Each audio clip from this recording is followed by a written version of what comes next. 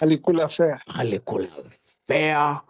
And back then, 50 bob was a lot of money. That is money only rich people used to have. I had hustled my You old were man. rich. No. You I were had rich. hustled my old man, but because he did not want to let me suffer, he offered me 50 shillings. Hiyo 50 shillings msichana anaweza pendia 10 bob bodaboda, akule kangumu 3 za KDF, akunywe juice na black currant, na akifika kwa boma tena aringie na sukuma ya shilingi 10. Na hiyo ni sukuma mingi sana. So she never showed up. And my old man walked to my room and asked me, son, why are you unhappy? Told him, Father, my Maria, who is virginities, did not show up. I said, why?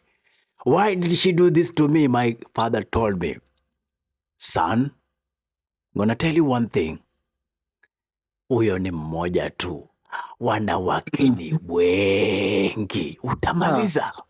You know, if my old man was here in this conversation, I will tell him, Father, forgive me because I'm a sinner.